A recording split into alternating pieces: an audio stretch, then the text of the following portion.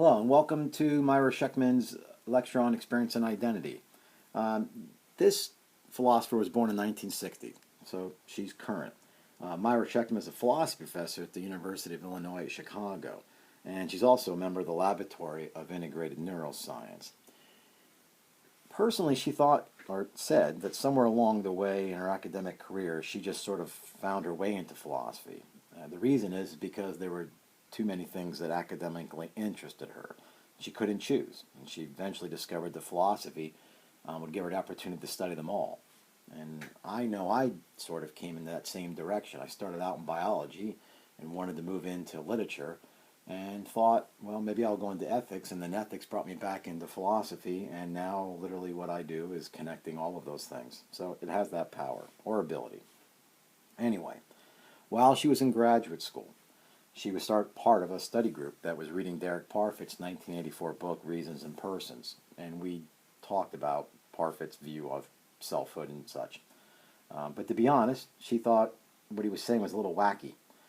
But she also respected his intellect otherwise. And that alone made her just pause in her criticism, which is good, that we recognize at some point we're only listening or filtering somebody else's view through our limited understanding of it. And perhaps if we could at least have respect for the person, and they are holding on to it fast, that maybe there's something more there. So, with that behind her, upon returning to the reading, she decided that she's going to attempt to disprove Parfit's claim. Also a very good thing to do. And then she found out during that attempt that the ideas he was putting forth were much smarter and deeper than she initially believed. And that's also usually true. Anyway, that didn't mean that she agreed with him. She still felt there was something in error. And this set her off in her own field of study, and eventually her own dissertation, and eventually a career focusing primarily on personal identity.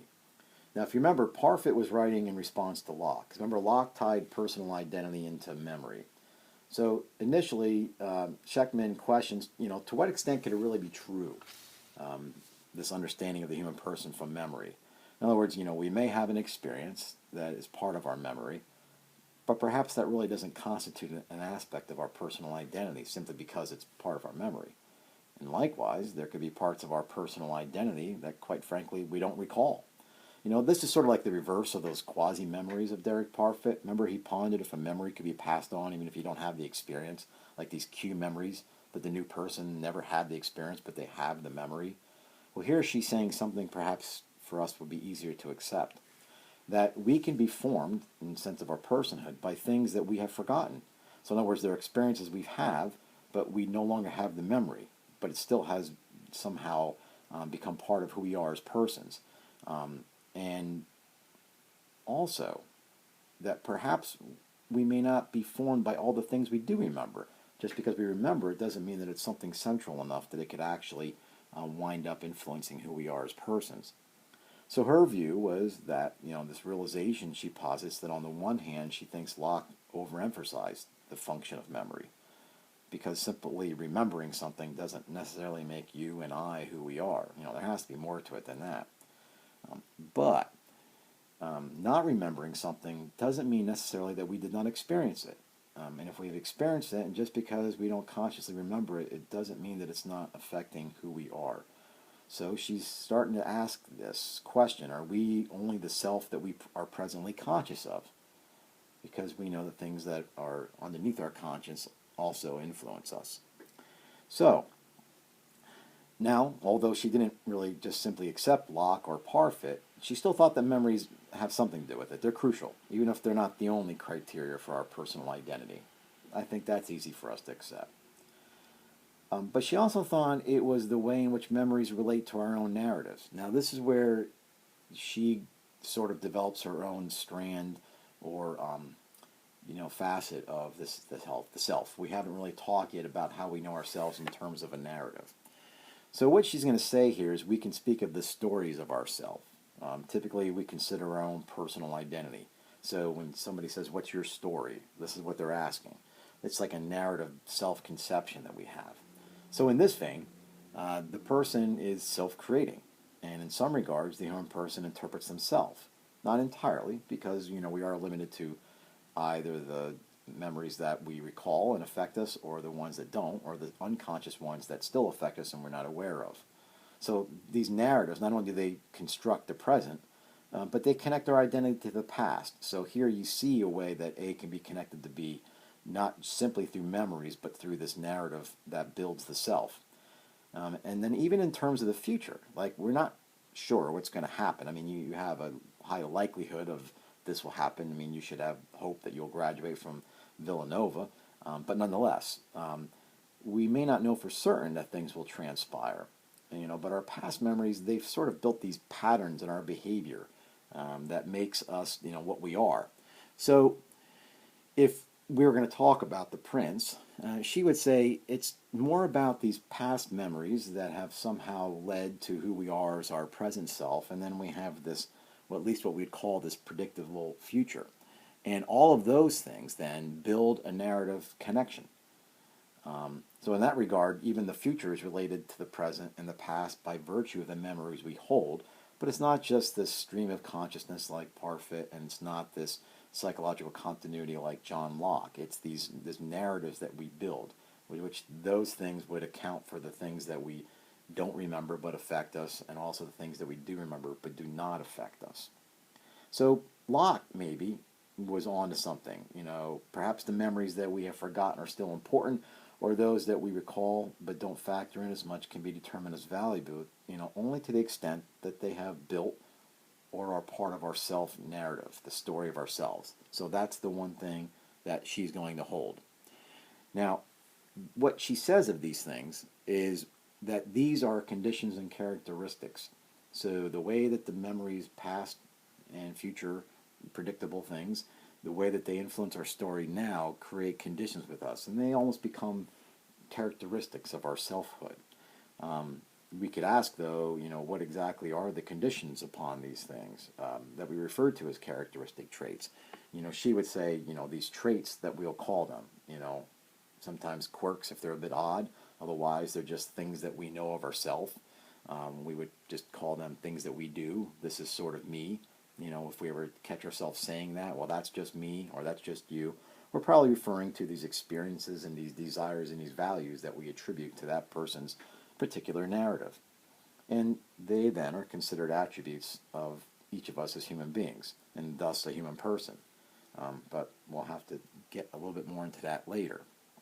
So where she goes with this then is, if we're going to talk about the psychological unconsciousness and how this affects us, it appears true for us that we sometimes have these certain unexplainable reactions to stimuli in the world, right? So think about, like, just as an analogy, this isn't what she's saying, but it might help.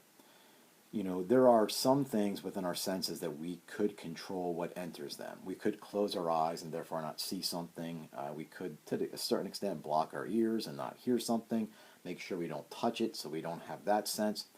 But smell is one that we really can't get past because they can enter either through the mouth or the nose, and that we have to breathe eventually. We can't keep our nose or mouth closed to the extent that we could our eyes or our ears, or stay away from touching something. So we almost would say that we have to engage that as with our senses, and there's no way around it. She would say, and I think this is an easy thing to accept, that we have reactions to stimuli in the world because of past experiences. Like, think of, is there a song that might make you think of somebody, or perhaps make you melancholy? You don't really know why, perhaps, maybe you do, but either way, it's not always easy to control. We might think of the birthdays of people who've passed, or Christmases and memories that are attached to that. And every time the holiday comes around, we go back to that moment. Could be seeing somebody we've nearly forgotten, and then the minute we see them, it makes us think of all the images of past memories. Everything rushes to this conscious level of thought, right? So these are the unexplainable reactions to stimuli that she's talking about. But there also could be these certain things that we do, like these, habitual ritual things that, again, these could be quirks or just habits that we have formed over time, and we may not even be certain where they come from. We might have developed them very young. They might have been developed consciously or subconsciously. Um, maybe something fills in the gaps, or maybe, like I'm saying, if we're concerned, like, why do I do this? Why have I always done this? Talk to our parents, older siblings, and such, and they can fill in the gaps, and they can kind of say, well, this is why you're doing those things. For me, I always had this desire for solitude since I was very young, and I grew up in a close neighborhood where there was a lot of young kids of all my age, so it was hard to go anywhere to get away from people. And I remember, though, I lived in town, but you can walk a couple miles and get out of town, and you could either be like in part of a wooded mountain, or what I would do, no matter how odd it might sound, is I would go on long walks. And this was around age 9 or 10. We were allowed to go anywhere as soon as we just had to be home at noon to eat for the Angelus. And when the lights came on, you probably heard that story. Then we had to be home for dinner. Or in the winter, if it was the summer, we could come home for dinner and stay out until the lights were on, something like that. So at age 10, I'd be gone 6, 7 hours. And I would just spend a lot of quiet time in places where I can just think. And I remember what I really loved was bridges, like small stone bridges, like, that roads would pass over a creek, something like that. And I'd go underneath there, and I would be underneath there for hours. And I would just love watching the water flow. I would try to detect patterns in the water and such, and I was always amazed with stonework, and I was wondering, like, how did they build this? I mean, things like that. Or my neighbor, Mr. Jabala, would, allow me to go into his garage and, grab wood, and I would, like, just try to come up with, like, unique, how do you want to say, configurations of it. And I remember pounding nails into it and then wrapping copper wire and hooking it up to electric. This is at age 10. I was trying to build a calculator. I had no idea what I was doing. But anyway, I would say, like, all of those things, which now that I'm saying them, they're current memories, but I don't recall these typically as I walk around.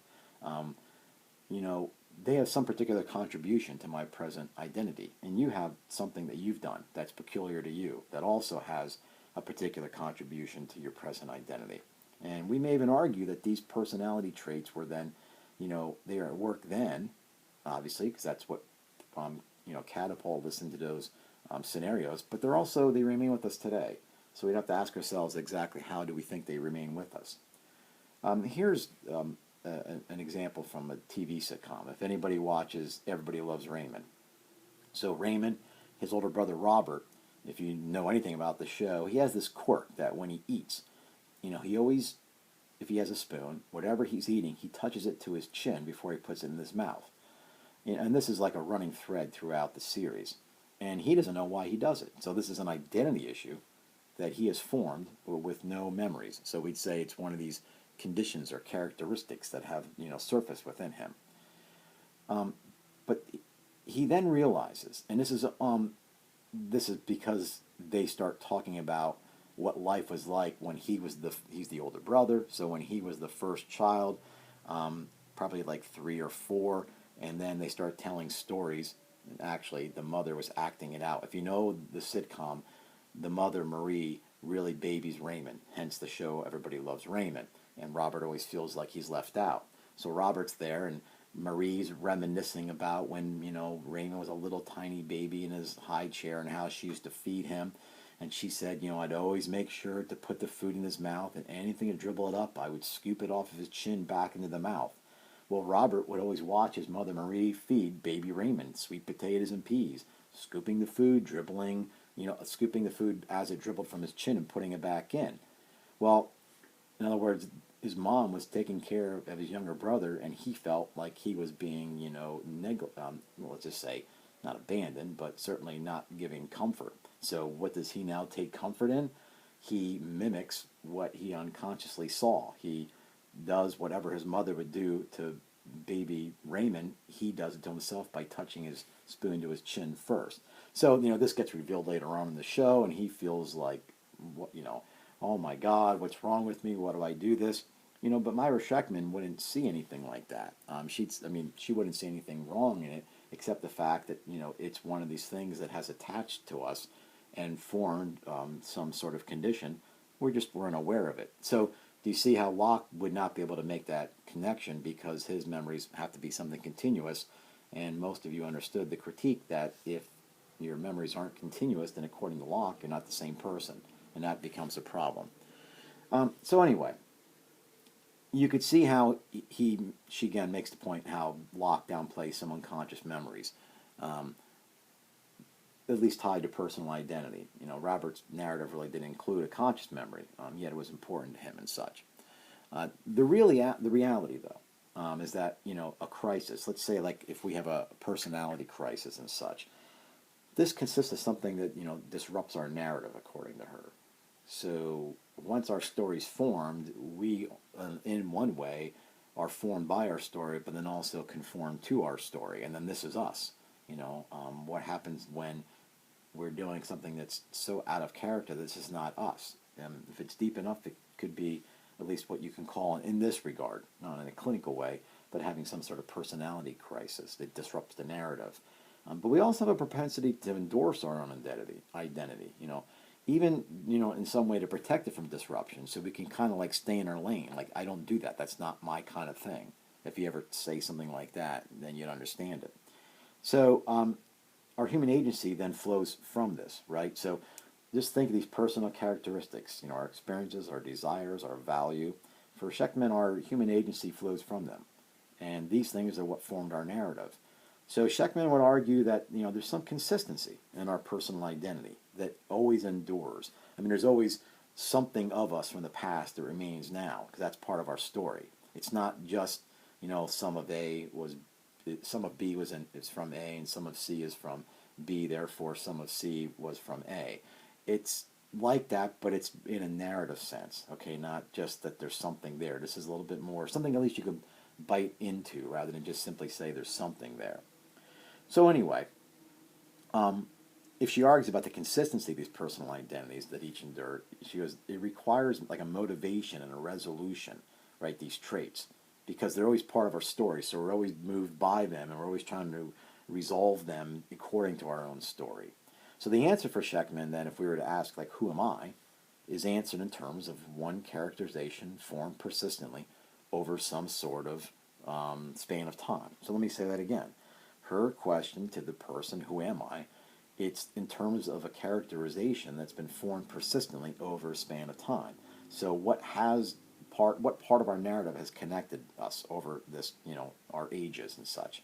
So it's important that for her, it's not like, unlike Locke and Parfit, it's not a question of some numerically one thing. So you don't see this soul, although Parfit wouldn't have held that.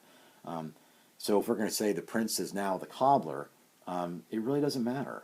The prince, whether it's in the prince's body or the cobbler's body, it interprets the memories and the episodes as they unfold. So the thing about a story is that, you know, we're living, so our stories are not over. Our stories are continuing. So it can't be continuing just simply along some linear line because, again, we're influenced by things that we don't know, and we're not influenced by things that we do recall.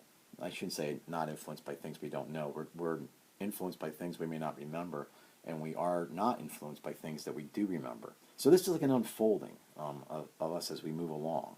So for her, the prince, whether it's the prince's body or the cobbler's body, it's more that it interprets the memories and the episodes as they unfold. It's the present characterization of the individual. Because, I mean, the story is us now. We're not going to be the story, it's something in the future.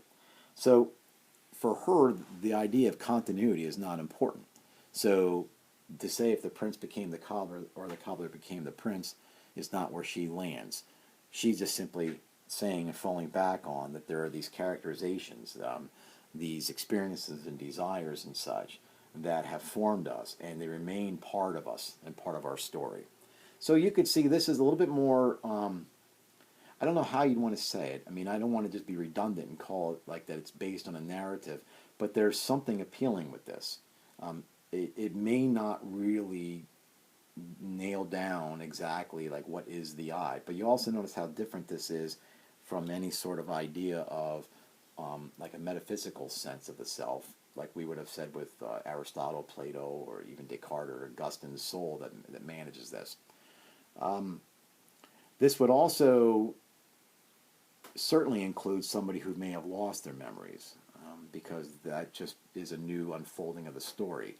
I'm not quite sure how you might interpret like something that would be abrupt as a brain injury or a stroke that would leave us impaired, and I'm not quite sure how this would work, like pre-rational. Like, um, we might have a memory of being 4 or 5. You might have a memory of that now. It's likely that'll wane. As you get into your 40s and your 50s, you'll have much less memories from your earlier years. I have a handful. My wife has even fewer. So I'm not quite sure how it fit there. But nonetheless, this is just another part of the mosaic of how the idea of personhood and personal identity exists in all these, not across the spectrum, but exists in all these different facets. And we have to sort of like pick which ones of these are, because it's tied to almost everything we do, and certainly to our ethics. So anyway, thanks for listening, and have a great weekend.